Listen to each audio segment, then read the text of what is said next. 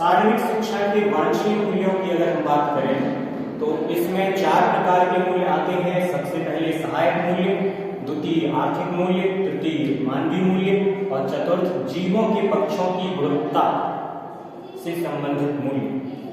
शारीरिक शिक्षा के सहायक मूल्यों को अगर हम देखें तो शारीरिक शिक्षा के सहायक मूल्यों में शारीरिक विकास और स्वास्थ्य और फिटनेस से संबंधित मूल्यों को रखा जाता है, जबकि दूसरी तरफ कौशल और खेलों से संबंधित तैयारी को रखा जाता है।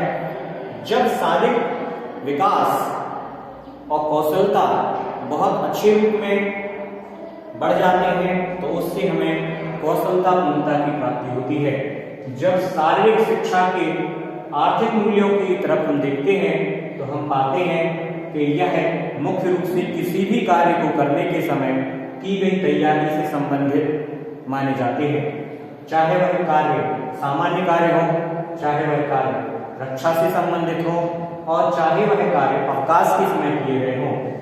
कार्य को हम श्रम दक्षता शास्त्र और जीवन वृत्ति से संबंधित करते हैं, क्योंकि कोई भी कार्य बगैर श्रम के करना असंभव है। कुछ ना कुछ श्रम हम उसमें करते हैं, चाहे वह शारीरिक श्रम हो अथवा मानसिक श्रम हो। उसके द्वारा हम कुछ जीवन वृत्ति अर्थ के रूप में यानी धन के रूप में प्राप्त करते हैं, जिससे हमें उस कार्य के पूर्ण होने का ज्ञान प्राप्त होता है या हमें लगता है कि हमने कुछ कार्य पूर्ण किया है। प्रतिरक्षा के अंतर्गत आत्मरक्षा या दूसरों की रक्षा का दायित्व पूर्ण किया जाता है और रक्षा से संबंधित कोई भी दायित्व या कार्य बिना अच्छे स्वास्थ्य के पूर्ण नहीं हो सकता। इसलिए रक्षा करने के लिए, प्रतिरक्षा करने के लिए, आत्मरक्षा करने के लिए एक व्यक्ति का स्वास्थ्य उचित रूप में होना आवश्यक है। अवकाश के समय को हम खेलों अथवा मनोरंजन में बिताना पसंद करते हैं, लेकिन जब यह खेल या मनोरंजन हमारे मनोरंजन से आगे बढ़कर किसी विशेष खेल के हिस्से में या पार्टिसिपेशन में परिवर्तित हो जाता है, अर्थात हम किसी विशेष खेल में भाग लेते हैं तो उसकी तैयारी से संबंधित हो जाता है, तो हम ये सोचते हैं कि हम उसमें सर्वश्रेष्ठ प्रदर्शन करें। और इसमें खेल और मनोरंजन तो साथ ही साथ होता ही है, इसके साथ ही साथ हमारी अच्छे से तैयारी भी हो जाती है और हम उसमें सर्वोत्तम प्रदर्शन करने के लिए उत्साहित रहते हैं, जिससे कि हमारा आर्थिक मूल्य निर्धारित होता है।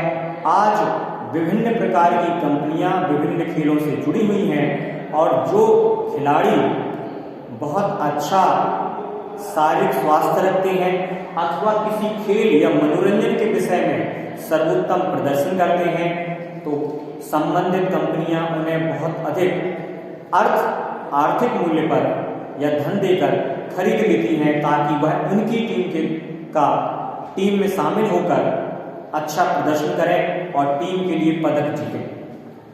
अगर हम शारीरिक शिक्षा से संबंधित मानवीय मूल्यों को देखें तो यह आत्मबोध और समाजीकरण के 2 मूल्यों में माने जाते हैं।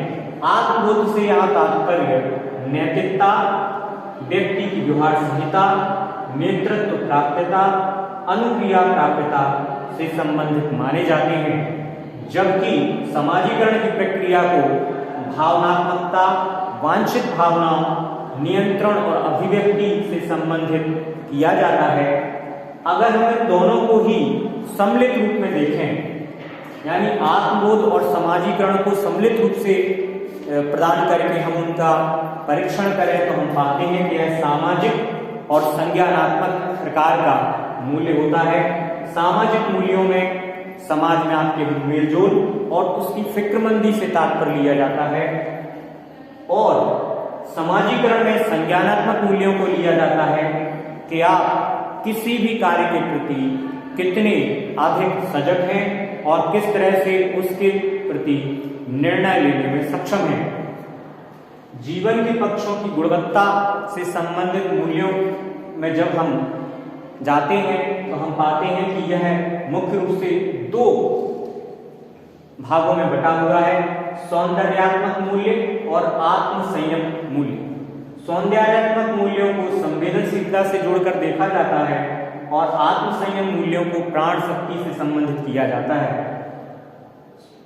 संवेदनशीलता से तात्पर्य है आप किसी भी प्रक्रिया को समझने के लिए कितने सक्षम हैं और आपकी चेतनता का स्तर क्या है, आप उसको व्यवहारिक रूप से कितना ग्रहण कर पा रहे हैं और फिर उसको ग्रहण करके आपका प्रदर्शन किस स्तर का है, इससे संबंधित इसे माना जाता है।